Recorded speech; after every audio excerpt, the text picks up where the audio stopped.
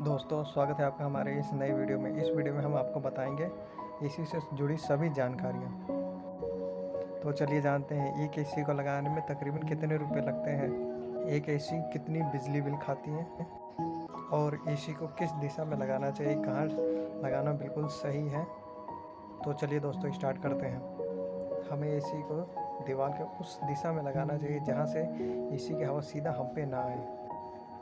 दोस्तों, आप इस वीडियो में देख पा रहे होंगे, यह एक कॉपर पाइप है जिसके थ्रू गैस एक्सचेंज होता है। एसी में दो प्रकार की कॉपर पाइप होती है। एक कॉपर पाइप लार्जर डायमीटर का होता है, दूसरे कॉपर पाइप स्मॉलर डायमीटर की होती है। हमें ये ध्यान रखें कि जो ये कॉपर पाइप लग रही है वो हमेशा छाए में हो, किसी धूप में नहीं ना हो, नहीं तो एसी की एफिशिएंसी कम हो जाएगी। एक एसी को लगाने में कुल खर्चा तकरीबन 60,000 तक हो सकता है।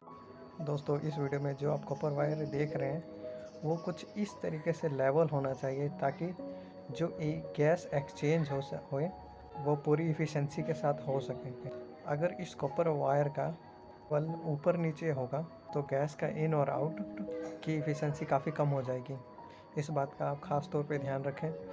जब भी आप मिस्त्री को एसी इंस्टॉल करते देखें तो उसे इस बात के लिए बताएं। अगर आपका एसी छाँव में है तो बिल्कुल सही है, लेकिन अगर आपका एसी और उसका ड्रेनेज सिस्टम अगर धूप के डायरेक्ट कांटेक्ट में तो उसकी एफिशिएंसी 10% तक कम हो जाएगी। जो आउटडोर एसी का बॉक्स होता है उसके आसपास आप पेड़ पौधे भी लगा सकते हैं, लेकिन कुछ इस तरीके से होना चाहिए ताकि जो एयर फ्लो हो वो ब्लॉक ना हो, नहीं तो एसी की एफिशिएंसी 10% तक कम हो जाएगी। दोस्तों, अगर आप चाहते हैं कि आपका एसी का बिजली बिल कम आए तो आपको इसके लिए जो एसी का जो थर्मोस्टेट होता है, जो एसी लगाने वाले उन्हें बहुत ही अच्छी तरीके से पता होता है, उन कहें और आप एसी का जो थर्मोस्टेट है वो रूम के टेम्परेचर के इंडोर और आउटडोर टेम्परेचर के हिसाब से सेट करवाएं।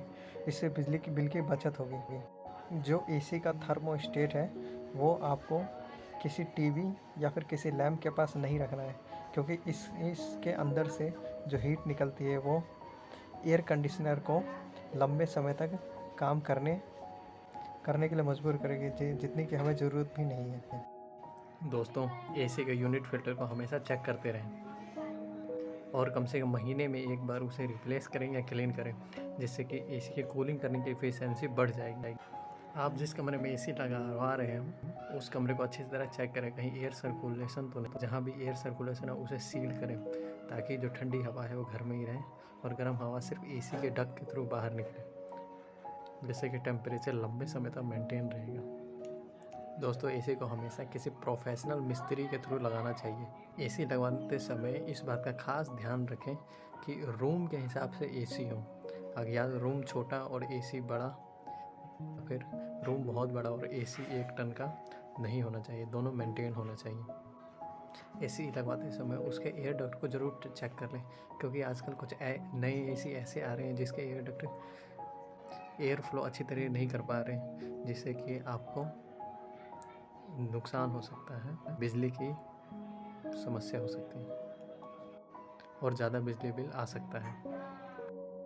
दोस्तों, अगर आप एसी लगवा रहे हैं तो इस बात का खास ध्यान रखें कि जो एसी है वो सीधा आपके बेड के ऊपर नहीं होना चाहिए, क्योंकि अगर वो सीधा आपके बेड के ऊपर होगा तो एसी की ठंडी हवा से डायरेक्ट आपके बॉडी को टच करेगी और ठंडी हवा हमेशा सांस लेने में दिक्कत पैदा करती है। इसलिए एसी को किसी कमरे में किसी ऐसी जगह पर लगाएं जहाँ सिर्फ कूलिंग दे, उसकी हवा डायरेक्ट आपको एक्सपोज ना हो। अगर आप एसी इंस्टॉल करवा रहे हैं तो इस बात का खास ध्यान रखें कि जो एयर यूनिट है और जो एसी और जो सीलिंग है उसके बीच तकरीबन 15 सेंटीमीटर का गैप होना चाहिए। अगर एसी की यूनिट सीलिंग से चिपक के रहेगी तो वो वहाँ से गर्म हवा सक करेगी और जिससे कि एसी की कूलिंग एफिशिएंसी कम हो जाएगी। साथ ही इस बात का खास ध्यान रखें कि जो एसी की पाइप इंडोर से आउटडोर जा रही है वो 3 से ज़्यादा बार ना मोड़ी हो। अगर 3 से ज़्यादा बार मोड़ी होगी तो एसी के पाइप की ब्लॉक होने की संभावना बढ़ जाती है। दोस्तों, जो स्टैंडर्ड एसी की पाइप होती है वो कम से कम 5 मीटर लॉन्ग होती है और उसका डाया जो होता है वो 1.55 mm होता है।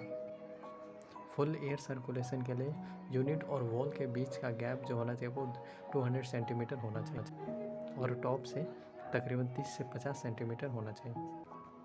दोस्तों उम्मीद है हमारे इस वीडियो में बताई गई सभी जानकारी आपको पसंद आई होगी।